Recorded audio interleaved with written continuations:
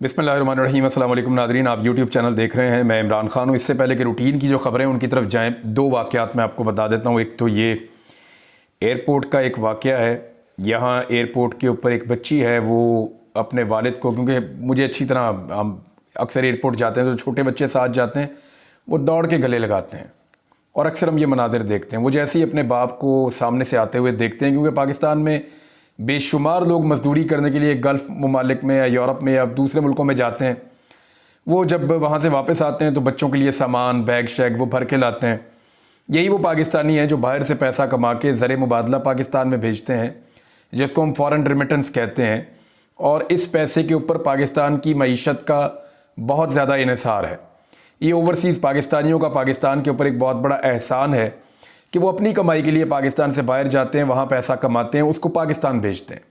लगभग 1 करोड़ के करीब ओवरसीज़ पाकिस्तानी बाहर मौजूद हैं और अब इनकी तादाद में बहुत तेज़ी से इजाफा हो रहा है। पाकिस्तानी बहुत बड़ी तादाद में गुज़िश्ता 2 साल में पाकिस्तान छोड़कर ओवरसीज़ पाकिस्तानी बने हैं या बैरून मुल्क चले गए हैं मुख्तलिफ़ मुल्कों के अंदर, और ये मायूसी की वजह से गए हैं। अब 8 फरवरी के बाद जो सिचुएशन है, मैं जिस नौजवान से मिलता हूँ वो उसके सवालों का मेरे पास जवाब नहीं होता। वो ये पूछते हैं कि जनाब अब पाकिस्तान में हम क्यों रहें, हमारे पास एक ही हक था कि हम वोट डालें और वो गिनती में आ जाए, हमारा तो वोट भी गिनती में नहीं आया, आप बताएं हम यहाँ क्यों रहें। ऐसे लोग पूछते हैं नौजवान।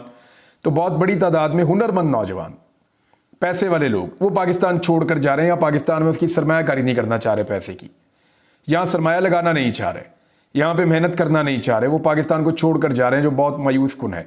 लेकिन मेरी पाकिस्तानियों से गुजारिश है कि ये मुल्क आगे बढ़ेगा, इंशाल्लाह तरक्की करेगा। मुझे तो बिल्कुल मायूसी नहीं है और मैं आपको मायूस नहीं होने दूंगा। रात कितनी भी अंधेरी हो, सुबह आती है।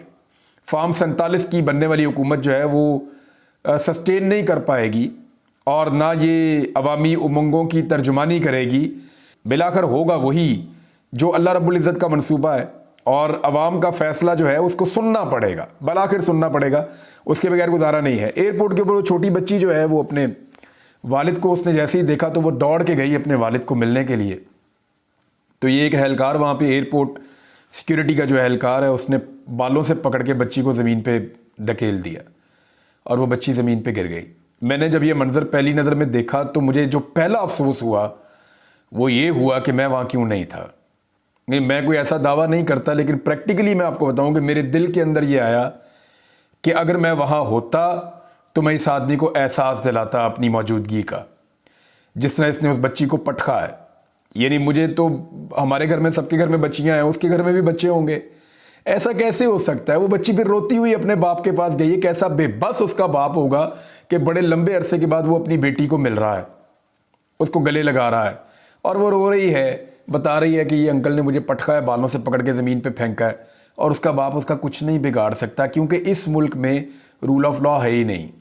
हाँ, बिगाड़ सिर्फ वही सकता है जिसके पास ताकत है, जिसके पास ज़्यादा बड़ी तादाद में लोग हैं या जिसका किसी बड़े इदारे से ताल्लुक़ है, तो वो जाएगा, जाके डंडे मार के अपना हिसाब भी ले लेगा, हिसाब चुकता कर लेगा। लेकिन गरीब आदमी का हिसाब कौन चुकता करेगा?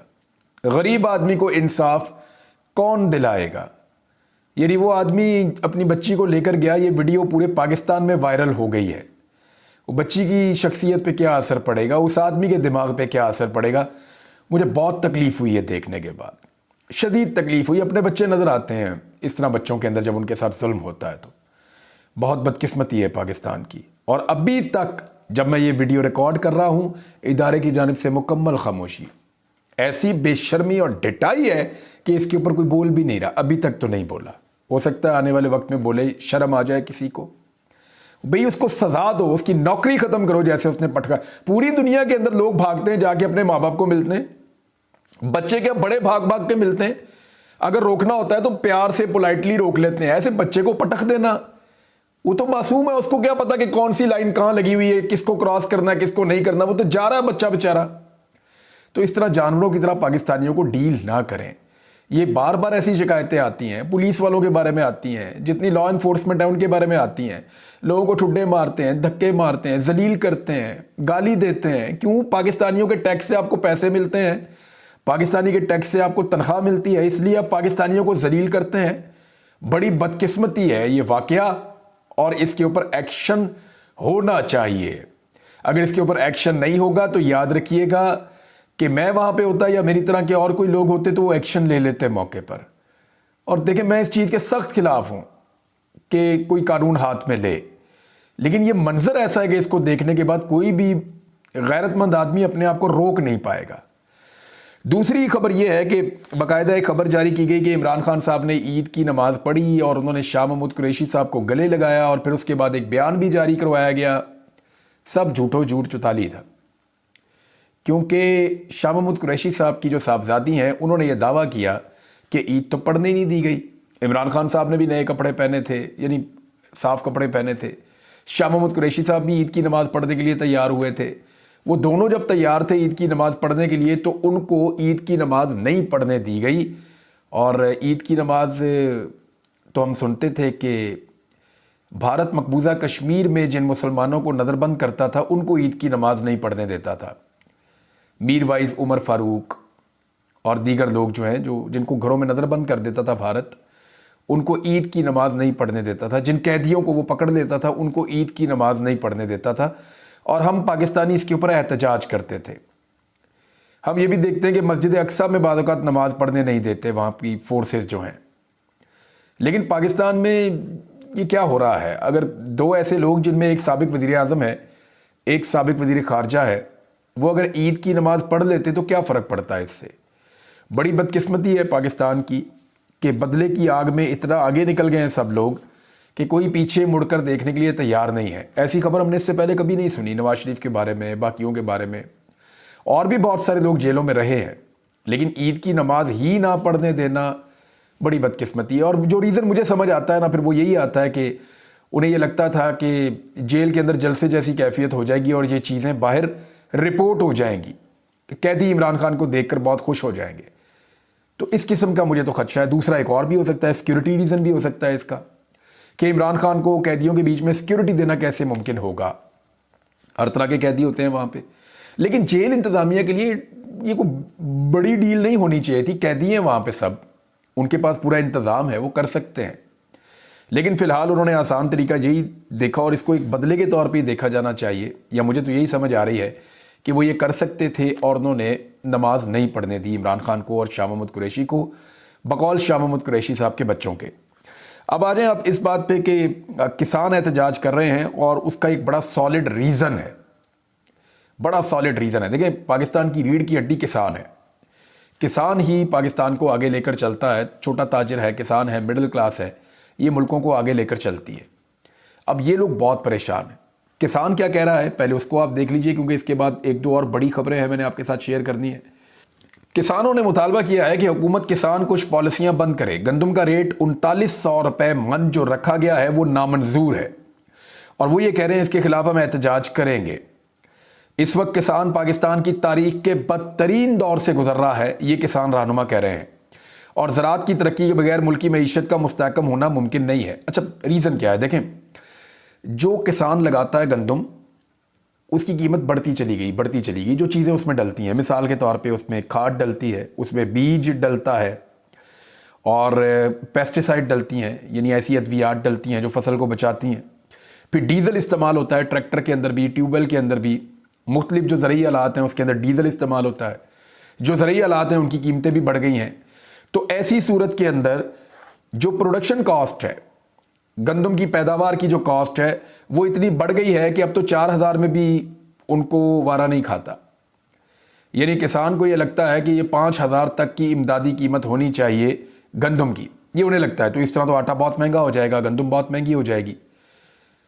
अब ये किसान का सरदर्द तो नहीं है। अगर आटा सस्ता करना है तो फिर आप बीज सस्ता करें, खादें सस्ती करें, वहाँ सब्सिडी आप दें। आप जो है वो डीजल सस्ता करें जो आपने डबल कीमत का कर दिया है। आपने अगर किसान को कम कीमत देनी है गंदम की और आटा मार्केट में सस्ता बेचना है तो फिर आप बाकी चीज़ें सस्ती करें जिनमें डीजल है, बीज है, अद्वियात हैं, उसके अंदर खादें हैं, वो सस्ती करें।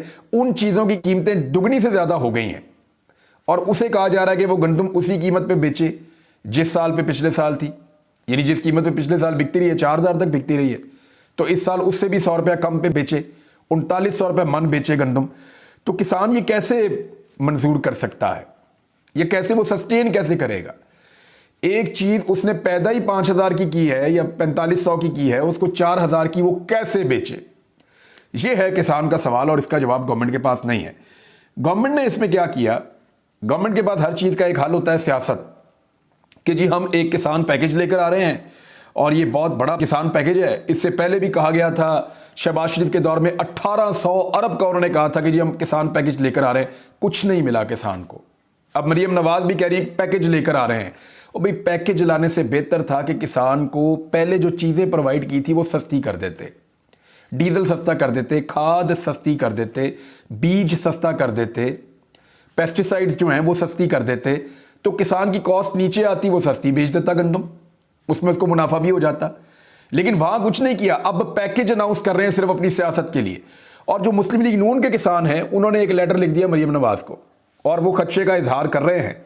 मुस्लिम लीग नून के अपने किसान क्या कह रहे हैं, जरा ये भी आप सुन लीजिए कि मरियम नवाज साहबा से गुजारिश कर रहे हैं कि गंदम की हालिया पॉलिसी की वजह से पूरे पंजाब में गंदम के रेट बहुत कम हो गए हैं और अखराजात डबल हो गए हैं, जिसकी वजह से तमाम पंजाब के किसान बेहद परेशान हैं। अच्छा, ये सदर किसान विंग पंजाब है और इनका ताल्लुक मुस्लिम लीग नून से है।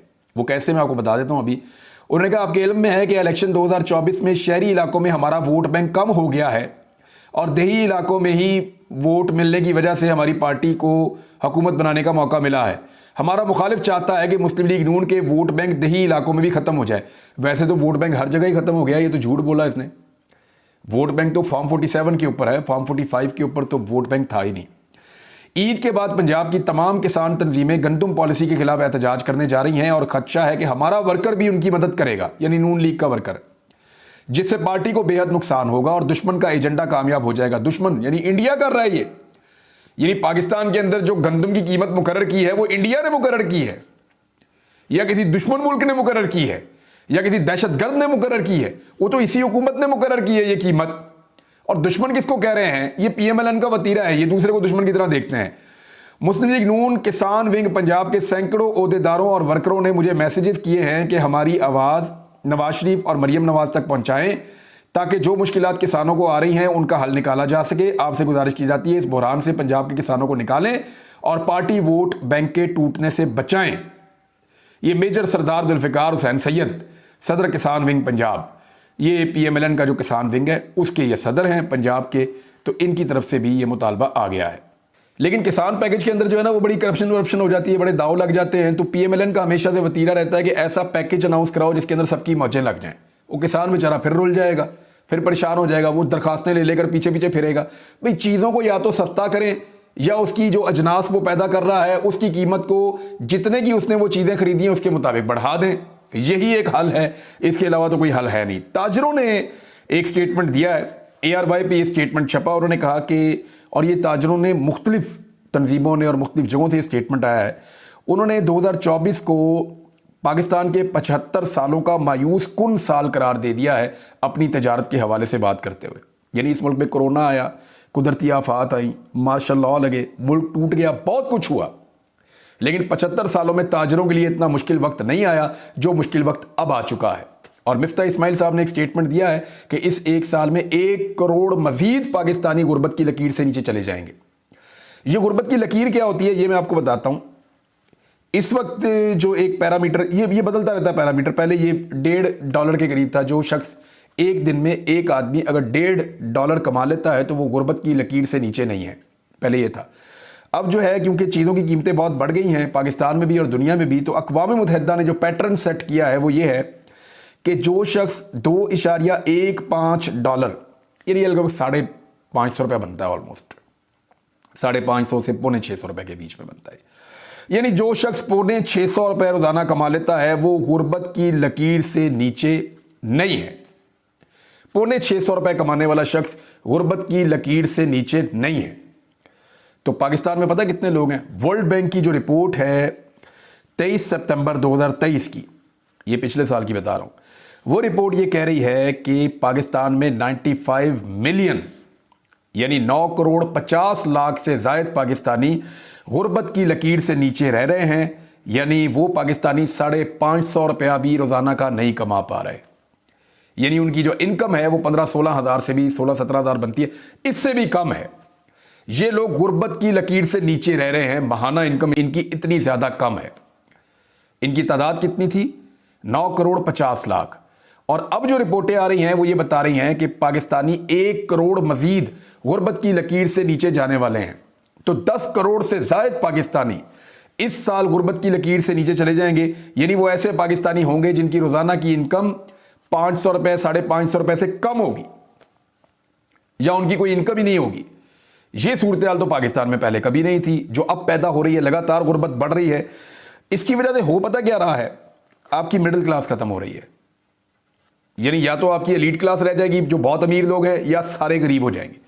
मिडिल क्लास खत्म हो जाएगी। और जिस मुल्क के अंदर मिडिल क्लास कम होना शुरू हो जाए, स्क्वीज होना शुरू हो जाए, खत्म होना शुरू हो जाए, वो मुल्क कभी तरक्की नहीं करते, कभी आगे नहीं बढ़ते। क्योंकि मिडिल क्लास वो क्लास होती है जो मुल्कों को लेकर आगे चलती है, उसमें आगे बढ़ने का जज्बा होता है। वो जोर लगाते हैं और मुल्कों को चलाने में अपना रोल प्ले करते हैं, वही कुर्बानियां देते हैं और वही मुल्कों का पहिया घुमाते हैं। तो मिडिल क्लास जो है उसके लिए बहुत बुरी खबरें हैं पाकिस्तान के अंदर, और वो गुर्बत की लकीर से नीचे जा रहे हैं आहिस्ता आहिस्ता।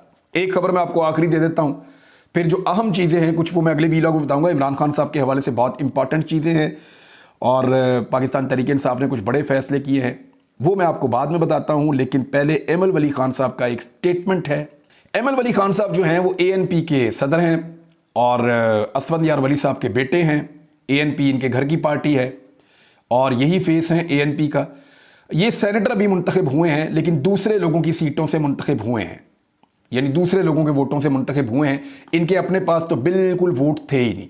यानी ये अपने सारे वोट भी डाल लें तो आधा सेनेटर नहीं बनता। तो बाकी जमातों ने, यानी PDM के इत्तेहाद की वजह से ये सेनेटर बन गए हैं। और सेनेटर बनने के बाद इनको एक बात इनको भी समझ आ गई है कि पाकिस्तान में बयानिया सिर्फ एंटी एस्टेब्लिशमेंट है। अब नवाज शरीफ भी एंटी एस्टेब्लिशमेंट बनने का ढोंग रचा रहे हैं।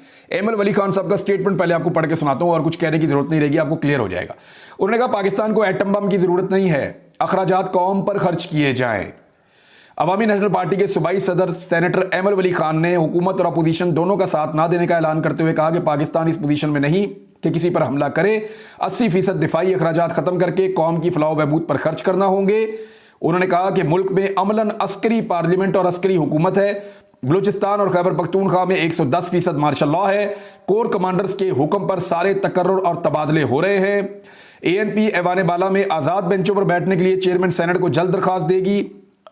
और खैबर पख्तूनख्वा में अली अमीन गंडापुर की नहीं बल्कि कोर कमांडर और सेक्टर कमांडर की हुकूमत है। उन्होंने कहा कि पाकिस्तान को एटम बम और हमलों के लिए हथियार की कोई ज़रूरत नहीं। पाकिस्तान इस पोजीशन में नहीं कि किसी पर हमला करे।